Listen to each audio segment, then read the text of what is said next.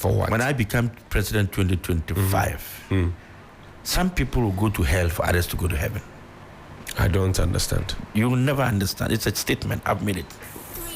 That when you become president in 2025, some people will go to hell for others to go to heaven. You mean jail?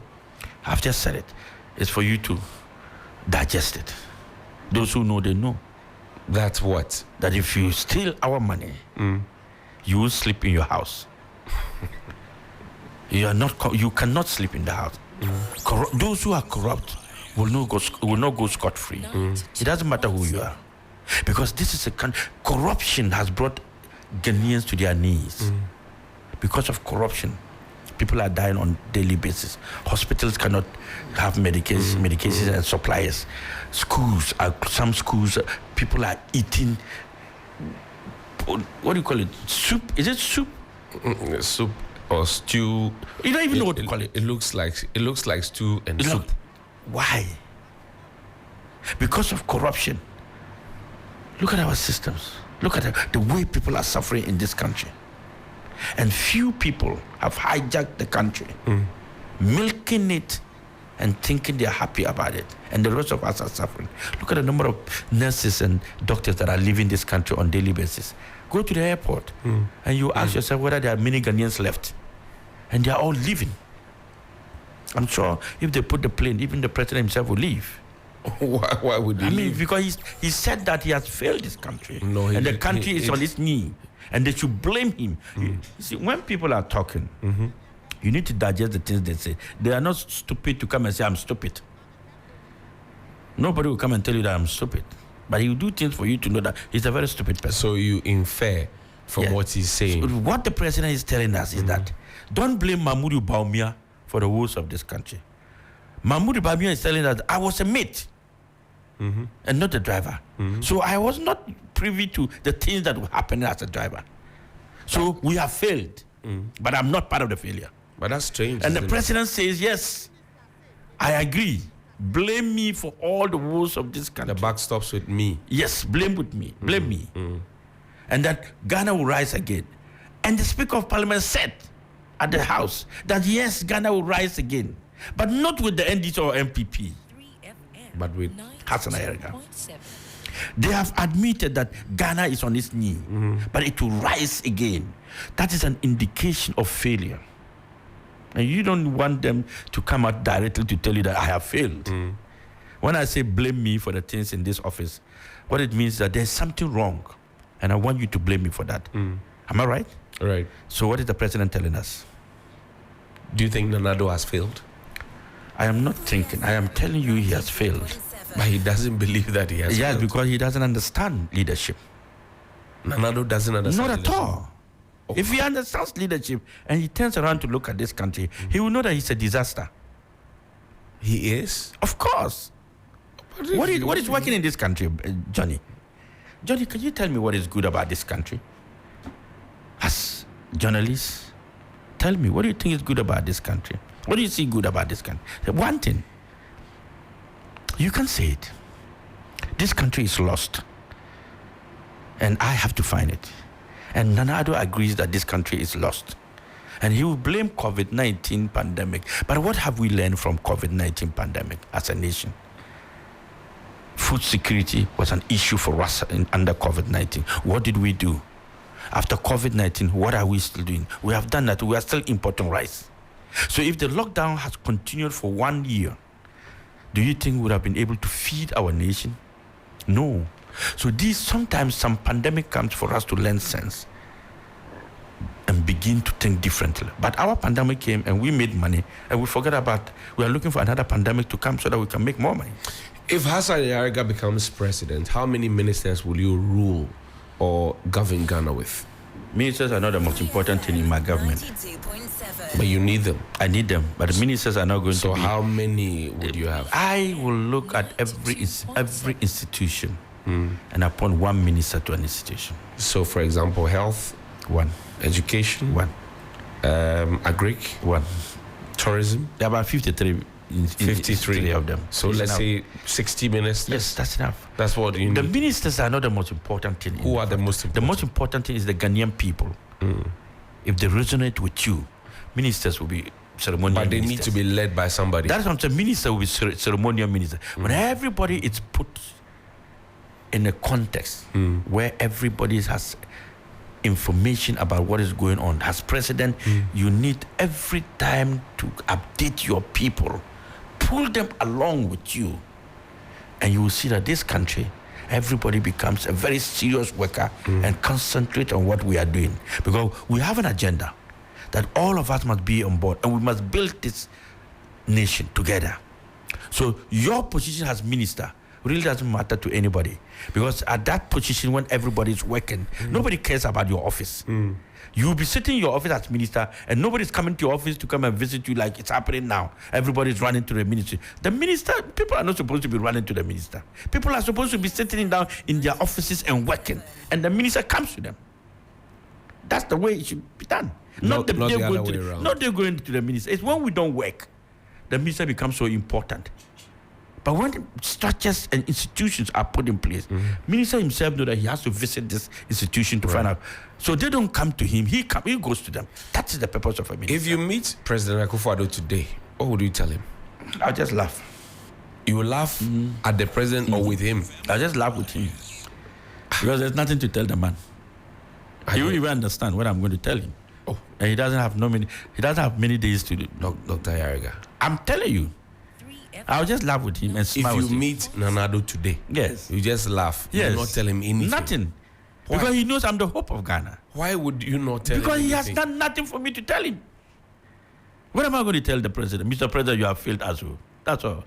And you don't have time to say that. So you just laugh. I'll just laugh.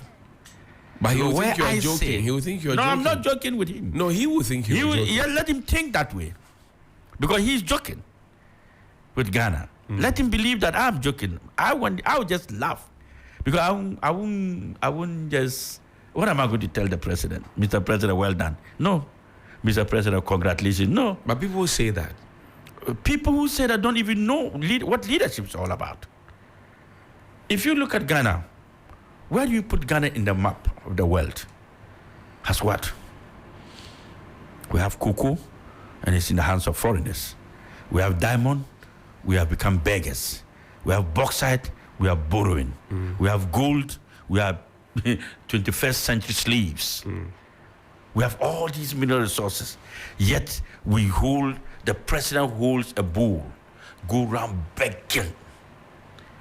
Now, the future of our youth don't even know where they're going. Now, they have also become beggars and then gamblers. The future of this country, the youth are now gamblers. Every day, you see them bed bureau. What are they doing? Gambling. This is what President Akufo-Addo has brought to Ghana. Gambling. Intensifying it. And it's a very serious addiction, Johnny. Gambling is a serious addiction. Right. And many of our young youth today have become 21st century gamblers. And you know why? Because there is no future for them. And they've turned to betting. And this is where they derive their joy and money. But Google and see that the best millionaires and billionaires who were up and came down is as a result of gambling, betting. Right. Okay. Now, nurses and doctors and workers have also now gone to gambling. They are betting. They are now betting. And you will see that even at hospitals, when people are working, you see them look at their phone. They are checking their odds. Checking to see if they want anything. If they want it. So it's a bad addiction that is confusing the society and has taken Ghana to a different level. Our youth of Ghana, who are supposed to be tomorrow's lawyers, engineers, doctors, professors, have taken their school fees to bet in the universities. So you now go to the universities and they have open offices and people are doing the betting centers at the universities. At the universities all over. And the youth are enjoying it. They don't even want anybody to talk about betting. If you become president, and that is why if you become president, would you ban betting? I'm coming. That is why every politician now believes that betting should be something he should be promoting to get votes. I will ban it. I've said it. The government is making money. Which government is making money? The government is destroying its citizens. Your son, will you allow your son to become a gambler? The young people would not I said, will you allow your son to become a gambler? Will you? It's because the government doesn't know what it's doing. So it thinks that is the way for them to move. I will not allow my son to go and gamble. I will never do that. I will train my son to be a productive citizen for this country. He'll be a doctor, he'll be a lawyer, he'll be an engineer, he'll be a professor, he'll be a scientist, rather than becoming a gambler. This addiction, let me tell you something. I met a lady 3FM who told me that she traveled 5 days and left her shop, cement shop, to the worker. Right. When she got back, she had to arrest the worker and put him to jail. Why? Because he sold over 150,000 Ghana cedis and went to do betting with it. Are you serious? I'm very serious, and lost that money. I have a friend. You use somebody's money. Yes. From sales gathered from selling cement. From selling cement to go and bet. And lost everything. Oh. Because they told him that, you win. And he lost the 150. Now he doesn't know what to do. I have a friend. He has filling stations. Here, Shell there. His sale boy used over 20,000 Ghana cedis to go and bet. Money that is not his. Yes, because they believe that when you bet, you win. Because some people are telling, I want 5,000, I want 500. They are winning, but then it's going back again. Robbing Peter to pay Paul. It keeps you win and then you bet. So bottom line is that you will ban it. Bottom line is that it is a distraction and an addiction, a very serious one, to the society that we call Ghana. And you ban it. That is the way to go. I will do it. Because I will give them the opportunity not to bet. And what opportunities will be those? Building Ghana together and giving them the jobs they need. Training them to take over from us. Where's the society to take over? From Nana Addo, the mess he has put up there. This is the mess. This part of the mess I'm talking about. So if you tell me if I see President Addo, what I will do, I will laugh. When will Dr. Hassan Ayariga name his running mate? Now, from the election 2 weeks ago, we did the National Delegate Congress. The next stage for the party is to outdoor all the parliamentary candidates. Right. Because we are targeting of winning 25 seats. So our concentration is going to be on the 25 seats of the MPs. Right. So for the party, it's about adoring the parliamentary candidates. And I, as presidential candidate, I have two things. One is to deliver a lecture, and that lecture will be titled, I'm not here to blame anybody. Okay. I'm not here to blame anyone. Okay. And that lecture is going to focus on the policies of how to build Ghana, the ideas and the strategies from A to B, and the challenges we are facing one after the other will be outlined, and the solutions will be provided. So even if I don't become president 2025, whoever becomes president 2025 has a blueprint from APC.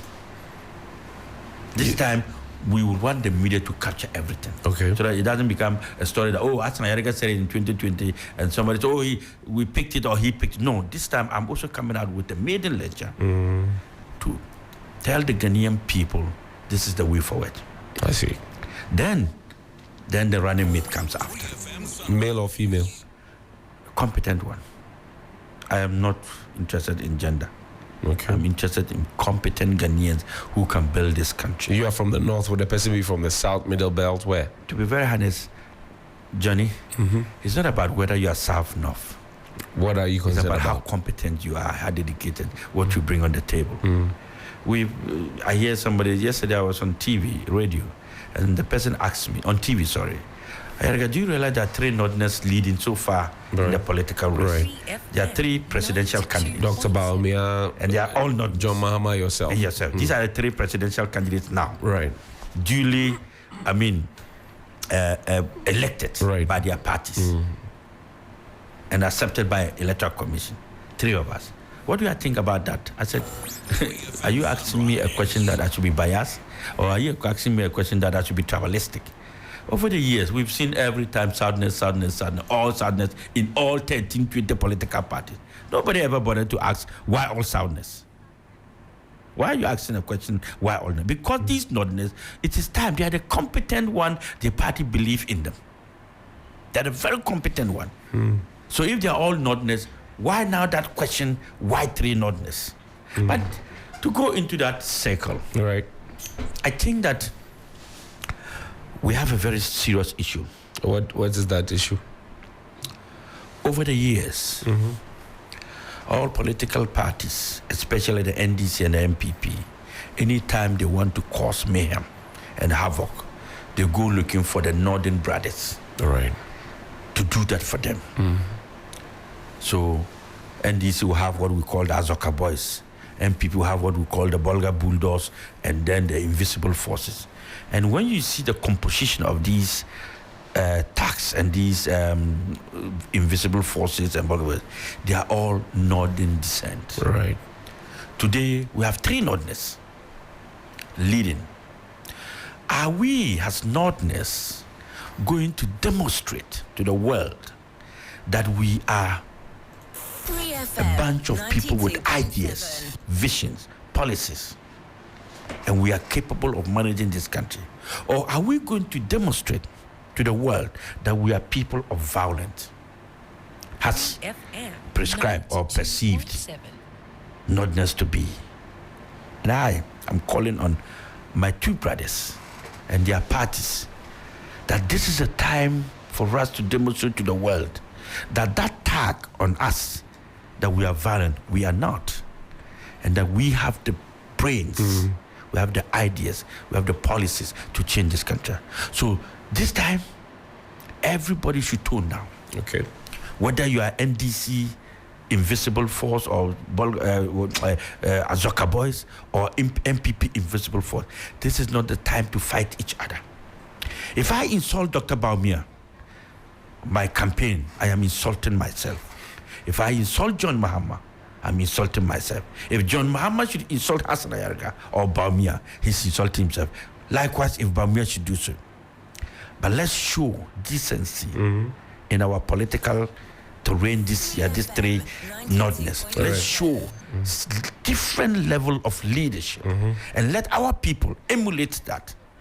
So I'm calling on our northern brothers all over. Right. Let not demonstrate any violence in the 2024 election.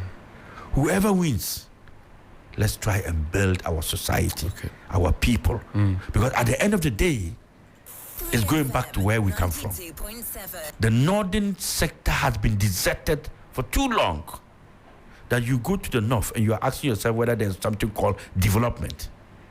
And that is my problem. And that's my concern. Okay. The LGBTQI plus bill, the back and forth from the presidency and parliament.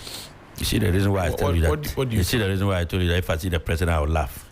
Why would you laugh? This one. LGBTQ plus it's a barbaric behavior and act. It is not something any nation should consider, not to talk of even allowing people to behave in that manner. People think the LGBTQ thing is something that is freedom of the rights.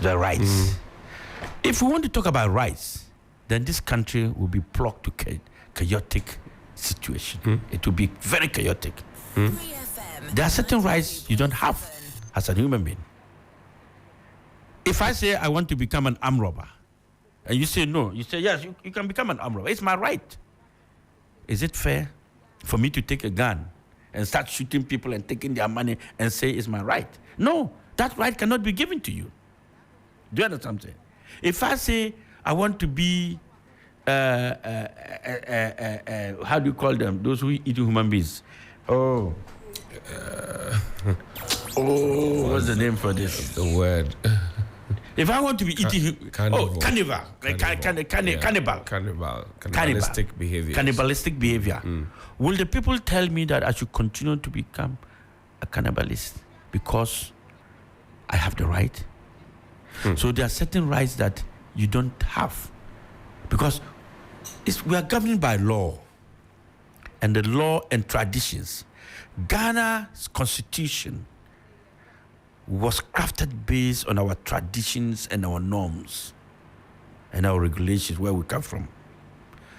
We do not understand what is called man to man, woman to woman, man to dog, dog to human being, and all the plus.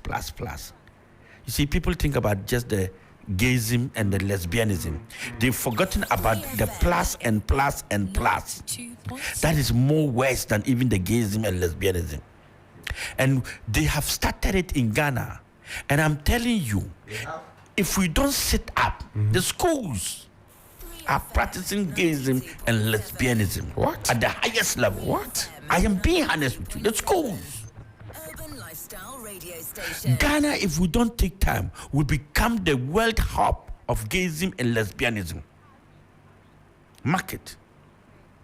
Ghana, if we don't take time, Ghana will become the hub of LGBTQ++. You see, our mindset and that freedom that we think that we have is becoming a nonsense. It's becoming pathetic. And people are doing things anyhow. The laws are not working. I see. The politicians, that's why sometimes I feel sorry for the death of President Rawlings. Why? President Rawlings has left a vacuum. I'll come back to the LGBT, right. What the president should do. Former President Rawlings has left a vacuum that nobody can cover. What vacuum is this? As politicians and businessmen and Ghanaians, President Rawlings was feared by all politicians in this country, by all Ghanaians in this country. That when you are misbehaving in this country and you want to misbehave as a politician or do certain things, you will remember that there's somebody watching you and you dare not.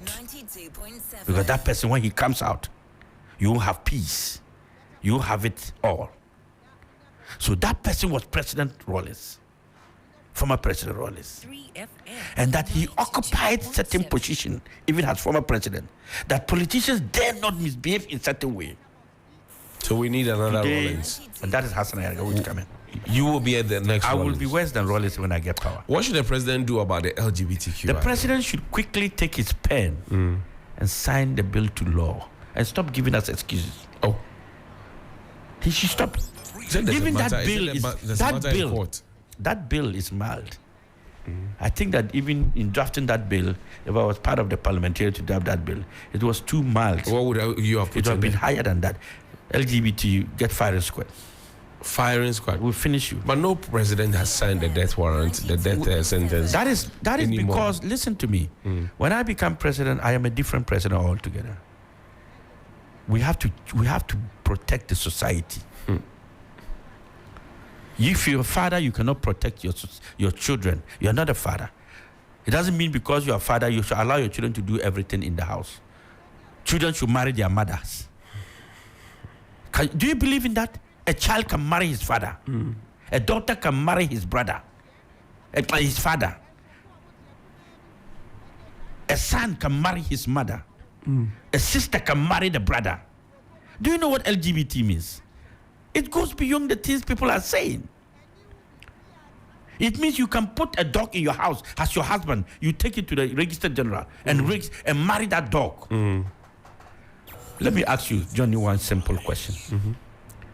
If not because of poverty and lack of leadership and ignorance and disrespect to African leaders, can the Americans or the Europeans ask the Arabs to pass LGBTQ? Not to pass LGBT. Can they go to them and tell them this? No. Huh? No. White Africans. Because we have reduced ourselves to nothing. A beggar has no choice. But it will take you time, Hassan Ayariga, to be able to get us as a country to the status we are talking about. It will not take us time. 4 years. When you is don't not work, enough, is when it? you don't work, you need more time. You have excuses. When somebody doesn't work, he needs time. Every time is what he needs. But you have not been in power before, so how are you so confident? I have been in power in my house and in my community. And as a leader, I have been in power. So I know what it is to be in power. I see. And I have been in power without resources. I grew up without having money, and I've made money. So I don't think that having money as a country will make me poor as a nation. We have what it takes not to be poor. We just steal from what it takes not to be poor. That's it. It's not that Ghana is poor. Ghana is not poor. It's because we steal from what we have instead of building from what we have. We steal to enrich ourselves and our families and our cronies, our brothers and everything. That's what we do. We're not building, we're stealing, we're milking the country. Free SHS, what do you think? Double track, free SHS, all of the issues. You know, when they started the free SHS and then they were doing the double track, I told them to do a shift system. They didn't listen to you? They didn't listen. And the 3-shift system is what I've been talking about. That's the 24-hour economy thing. It's a 3-shift system. So I told them to do a shift system. On and on. I said, look, you don't need a double track. You need a shift system. We have students who are day students, and we have bodies. Let's group it into boarding students and day students. And then we say, okay, we're going to have a shift system. All these students will come in the morning. So every school should have half of the students, day students, and the rest of the half being boarders. So the first tranche of students who are the day students, they'll come in the morning. They'll come from 8 o'clock and they'll close 2 o'clock. By that time, the boarders who are in the school will be resting and doing their whatever they are doing. And then they will start classes from 2 to 8. Okay. And also close the Very simple. But you see, when you have... That's the French system, is it not? I don't know a French system. You see, when I tell you things, I tell you what I know, what I want to do. Okay. I'm going to build a country that will be better than the world. I see. Yes. Because it's the vision and the wisdom and the knowledge you have. Build your world. Don't copy. When you copy, you become... Well, what do you say to those who say you're being used by other governments? There's no government. Just to get into the realms of authority and do even worse. There is no government in this country. What's happening? There's no government in this country that can use me. Not this, you know why? Not this government. You know why? No. Because I'm more intelligent than the government. You alone? Yes. More intelligent than the government. Than we have the men? Yes. Oh, how? But where are we? Why do you think I'm a consultant? Where are we? We are where we are because of lack of leadership. And I sit here. I can speak from morning till 3 days, telling you policies that can change this guy. And you can't doubt one. And I'm not going to sit down with a manifesto in front of me. I wrote my manifesto. Go and ask my party, and they will tell you that the manifesto was crafted by Hassan Ayariga. So he knows from the beginning of the manifesto to the end. I see. And I'm telling you, Johnny, that we have people who are not committed to building in Ghana. Not that the NDC has done well, the MPP has done, but it's not enough. It's not enough. What does happen? Where have we got into as a nation, Johnny? We're turning the corner. What corner? But we hear the presidency, the finance minister, we are turning the corner. The debate 2024, and I want you to put in mind, to be focused on how we are going to come out of the debt stock. That's number one. Number two, how we are going to pay the debts. Number three, how Ghana should generate revenue. How political parties are going to generate revenue to build Ghana. These are the three things that Ghanaians should base their debates on for the leaders to answer. These three things. Any other thing is not interested to me. I'm being honest with you. I see.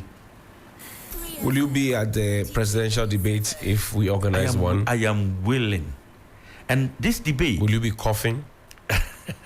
I've stopped coughing because it was at that time I had serious cold. Okay.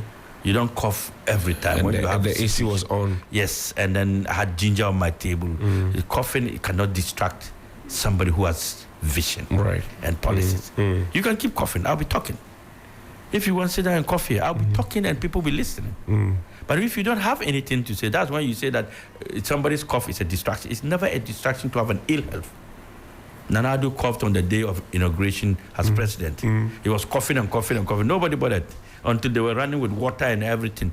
It's an illness, an ill health. And when it affects you, it has nothing to do. What percentage of your appointees will be women? I've told you on and on, Johnny. It's not about gender. It's not about gender. I am not. But the women are asking for an opportunity at the table. Then they should be competent. Gender inclusion, they affirmative action law. I mean, for me, not law. For me, it's not about the gender. For me, it's about the competent level. That's what is important to me. I am going to build a country not based on my political lineage. No. I'm not going to build this country or put ministers based on political party. Are you suggesting that you will pick from all sectors? I am going to pick the best out of the best to build this Ghana. Today, I am going to inaugurate, this time around, I'm going to inaugurate my committees. Right. All the committees that are forming. It will be a public event. And these committees are not only APC members. I am hiring professionals to help build the APC for 2024 election campaign. So I can pick anybody from any party who is, for instance, versed in political campaign. Right. Somebody who is versed in fundraising. Somebody who is versed in policies and the research. I am picking them from all over. I don't care whether you are NDC, you are MPP. I'm going to hire you, pay you, do the job, help me build the country. So when I become president, I am not going to pick APC members to be my ministers, to be my deputy minister. I am going to pick Ghanaian people who are competent and dedicated and patriotic. What do you think of the Electoral Commission? Whether I'm going to change the Electoral Commission or what do I think, whether they are performing. I think that the Electoral Commission need to do a lot of reforms. For example, what? For example, we have a voting system where people are still doubting about the identity of a voter.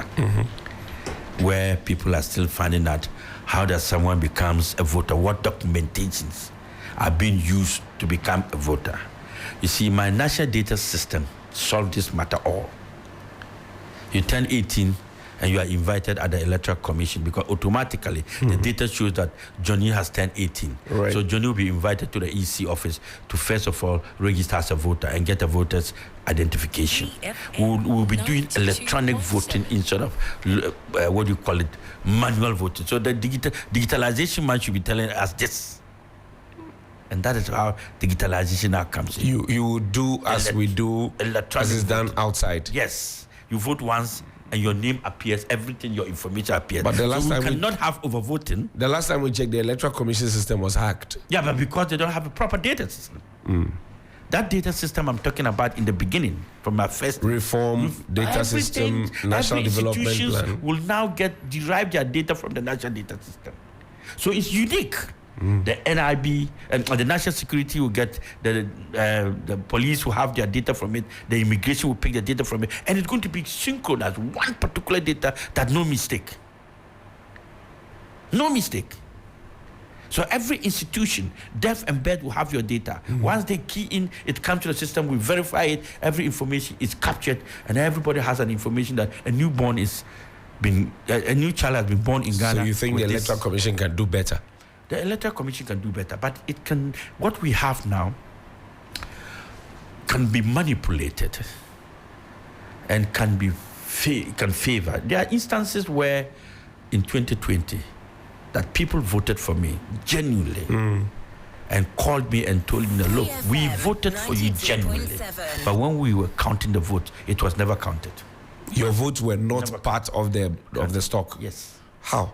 That's what I can't explain. But their votes were put into yes, the they box. voted, but when the results were declared, I didn't have votes there. Don't you think that they were trying to pull your legs? They were not trying to pull my legs. Nobody would walk to me and tell me this when I didn't even. I even went to a pharmacy to buy drugs, and the pharmacist told me that, "Look, Ayariga, I listen to you all the time, and I think you're the best president Ghana will ever have.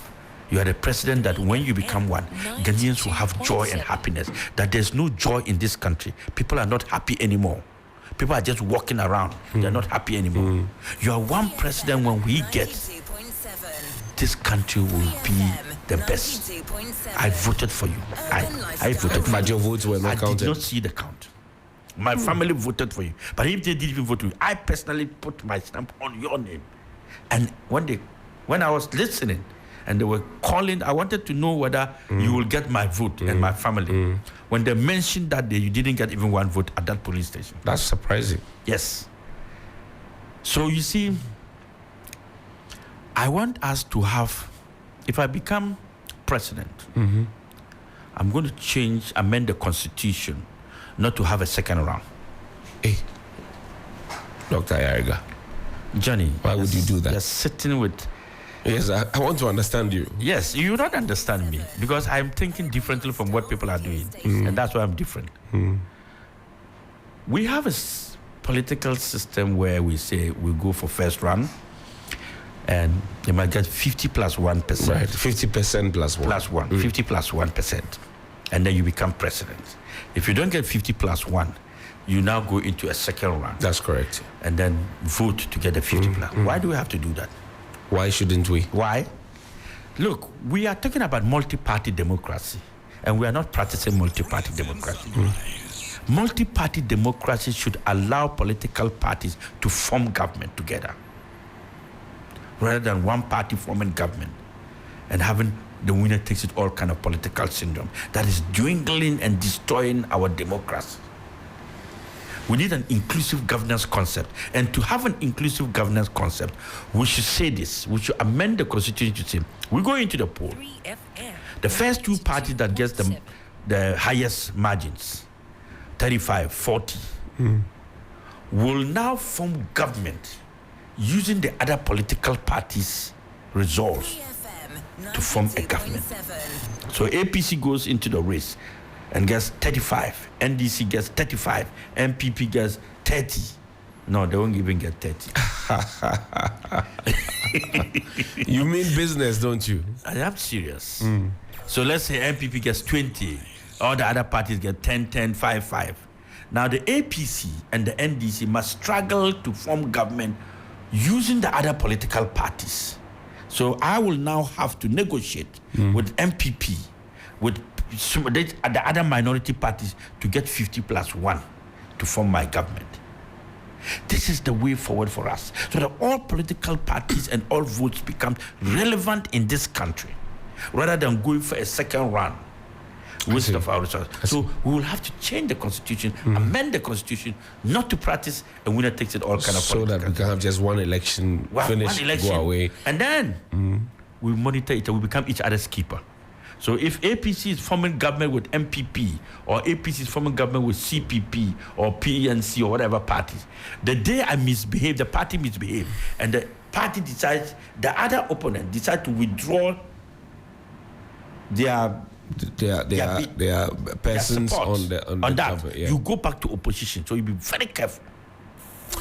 What does Hassan Ayariga do for relaxation?